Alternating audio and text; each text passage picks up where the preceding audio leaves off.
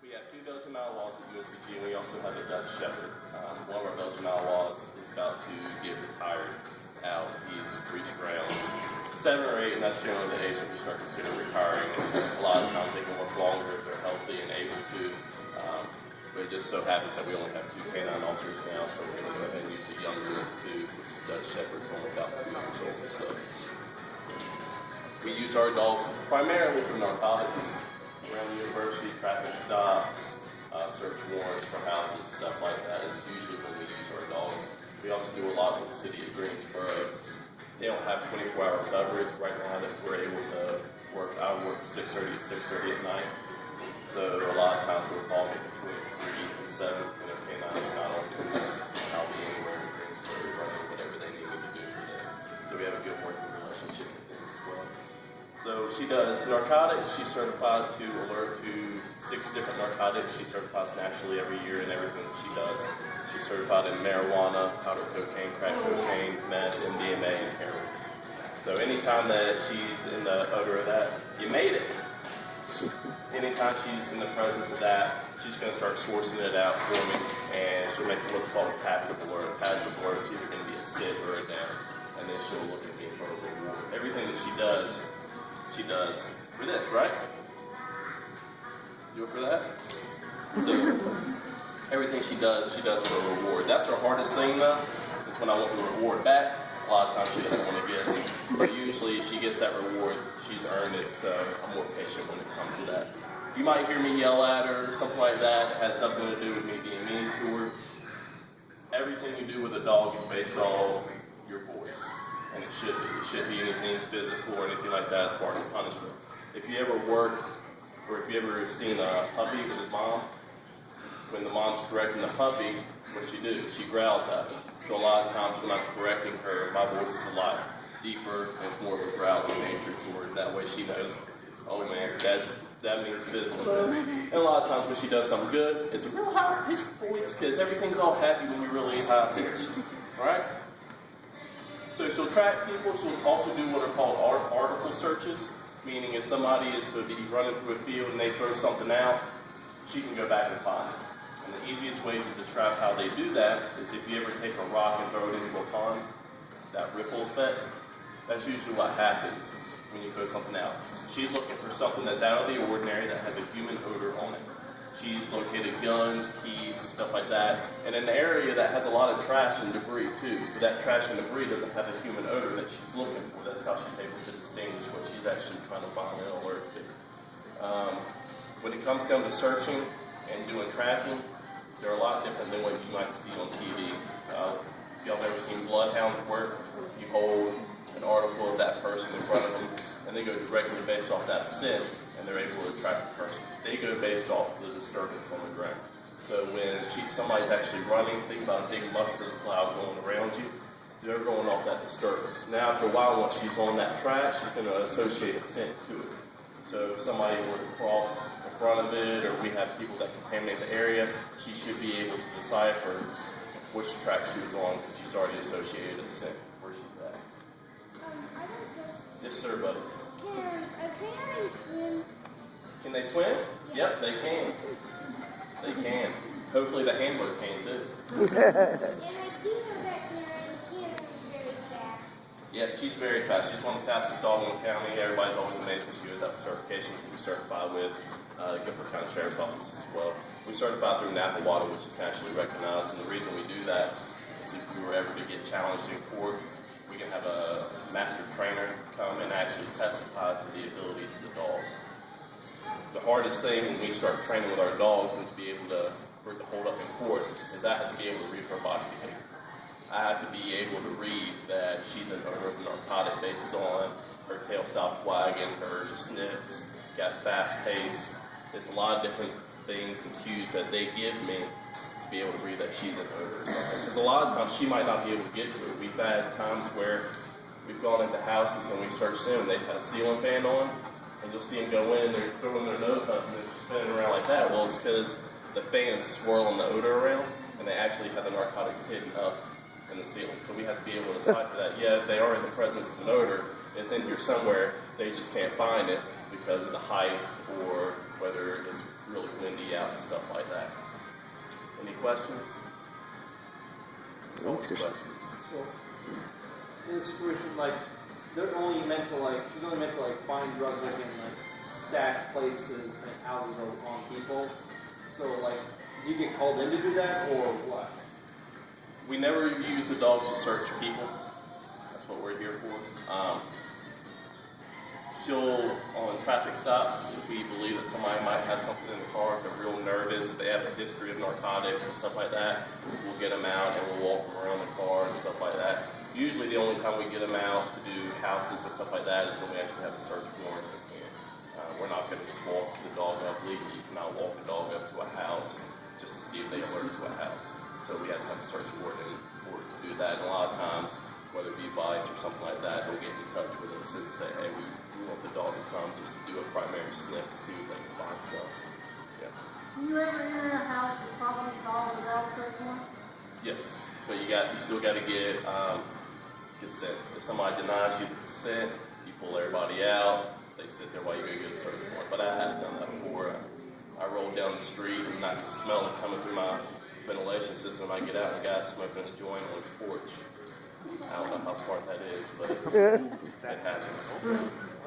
Yes, sir. I bet one of my dogs would be a great canine because he can jump very high. He is very fast. I bet you he would get to you. I bet so too. What kind of dog do you have?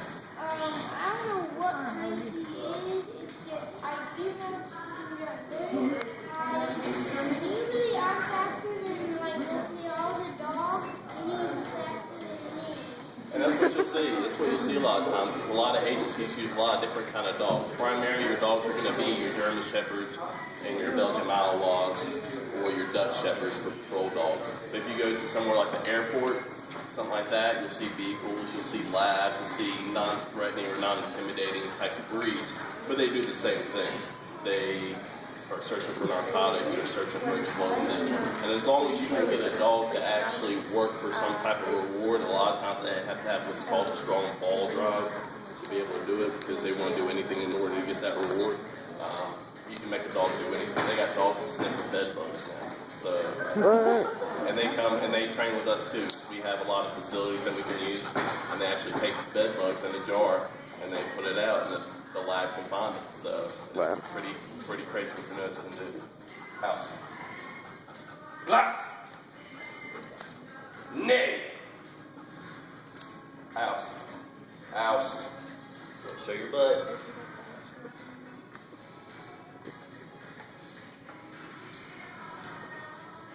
House. No man. No man. No man. Lots. I know there's lots of people. That's another thing. She's scared somebody else is going to take her ball. There's another dog around and a lot of people around there. I'm not letting it go. They're going to take it. House. No man. No man.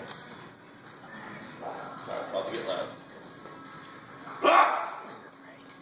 Good. House. Nay.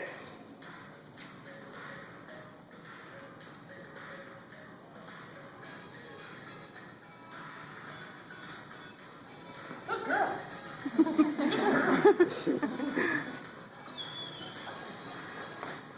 I'm just going to do some basic obedience with her. Sits. Everything that we do as far as obedience has to be by voice and also do hand signals as well.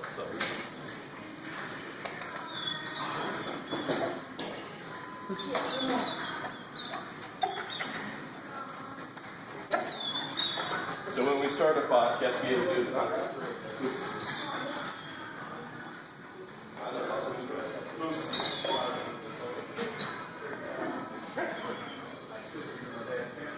She has to do all this.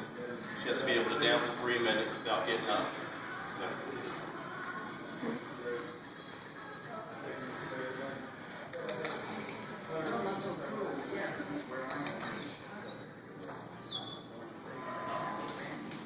We have other dogs in here right now.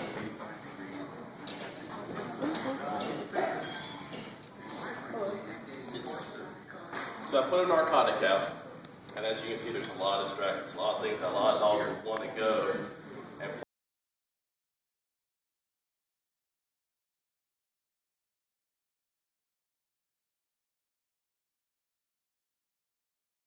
y'all can see. Claps. Good. Super stroke it.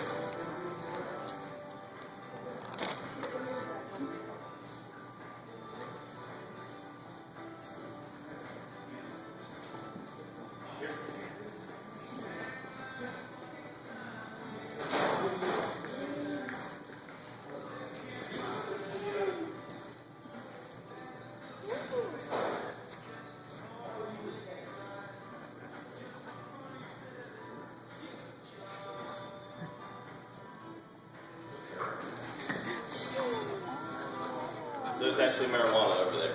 So she was able to take all those odors from the treats and everything else and decipher them. Dogs can do what we can. Here. She's like, I'm done. I'm done with all these people. Here.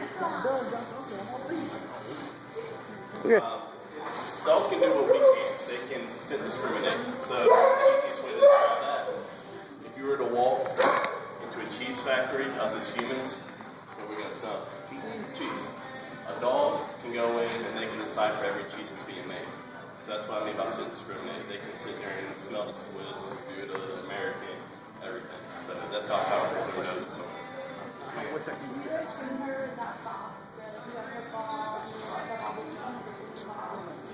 Generally, when we start doing narcotic work, we have what are called scent boxes. And usually, a lot of times, you can just make it big Tupperware that has a hole in it. We put the narcotics in there, and we walk them down the line. They stick their nose in each hole, and once they get to the box that's the narcotic in, we'll tell them to sit. And after a time, all the competitiveness, they realize, hey, when I smell this, I'm going to sit, and then I get my ball. So that's how we usually start training. Yes, sir, buddy. I have one question. Okay. If a canine is sitting down and you do this, could they, well, I mean, like, if a canine is standing and you do this, does that mean jump? This? That means sit. Yes, ma'am. You have a good day. This means sit for her. He's cute. Anything else? That's awesome. She's busy watching all the people and all the dogs. But actually, a good thing, our two Belgian Malinois actually came from rescue groups. Our older one that's about to get retired was on the verge of getting euthanized in a shelter. And there's a lady that takes them repurposes them. She does a lot of dogs for the county and stuff like that. I don't know if any of y'all know Lynn Swearingen. She does a lot of that stuff around here. But a family got her and realized the energy that she had and put her to a shelter. I think Jack's, his reason was he barked too much. So. Is it the same with traffic stops, like you were saying with the house? If the dog senses there's drugs and they don't let you search, you have to get a search warrant. Is it the same like with traffic? It's not. When a vehicle, you have no expectation of privacy when it's actually on a public road. Oh, okay. Okay, or if it's in a parking lot. So a lot of times at our university, what I'll do at night is I'll get her out on a 20, 30-foot lead, and I'll just let her go out, and she's alerted to cars before. At that point, you call the person out, and when it's parked in a public lot, you have no expectation of privacy, so you don't need to search warrants for that. Oh, cool. When it comes down to on a traffic stop, as long as you're not exceeding the time a reasonable person would be held, you can have it. So me, since the dog's there right then, I can go ahead and get her out and sniff if I believe that person's too nervous, if they've had a history of narcotics, because you're not going to be able to smell every narcotic. Right. That's why you have the dogs. But if another officer were to call me and it extended the scope of the stop, then legally you held them too long. But there's ways around it. You can ask them if they don't mind hanging out. And a lot of times they say, sure, why not? I mean, criminals aren't that bright. Let's be real. So, anything else?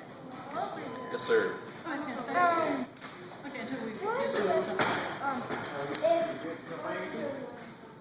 If there was like a drug in someone's car and they didn't know it was there, could the canine sniff it and make sure that they are actually carrying it through? They would sniff it, but we can't tell whose it is or not. So when you drive a car, you're responsible for everything that's in that car. What if they don't know that they actually have it anymore? What if it's like hidden somewhere? And they can't find it. If it's not yours, I mean, you're responsible for everything in that vehicle. So I wouldn't be driving somebody else's car for them if they ask you to. Not unless I really know the person. I wouldn't be driving the car at all. Especially if they ask you to do it for money. No, been there, done that. Wasn't my car, but we got pulled. Oh, and I was your age. I've done that on a video game that I worked. That is awesome. And then I had to escape from Yep. And we don't speak, a lot of people think that we speak another language so other people won't know what we're saying to them. That's not the case. She was trained in America, so technically we would have spoken English to her, but it's just common practice in law enforcement to have a different language. A lot of times what you'll find with the reason for different languages, police agencies get their dogs from overseas, and they start training as soon as they're able to leave their mother's side. And then, so they'll start the basic obedience and stuff like that. So it'd be the same if we have puppies over here, we train it and send it over to Germany, they speak English to it. So it's just how it goes. It does help with other people not knowing what we're speaking to them, but that's usually not the case. A lot of the reasons why we get the dogs from overseas is because they have stricter breeding policies over there. So if they find some kind of health defect down the bloodline, they're not going to keep breeding those same dogs together because obviously there's some genetically wrong with those dogs. So is it German that you're speaking? That's awesome. Anything else? Do you ever go out of county for other counties that don't have canine units? Generally not. No. Generally somewhere in the county, like over in Alamance, they have some dogs somewhere working. But no, I do definitely go all through the city. I'll be over at High Point, stuff like that, all through the county as well. So does that mean that if, like, your mother gave you your clothes and you put them on, would the canine smell the scent of your mother? They smell it, yeah. They would. No problem, y'all have a good day. Thank you, Officer Austin. You want that dog? And Tink'erbell.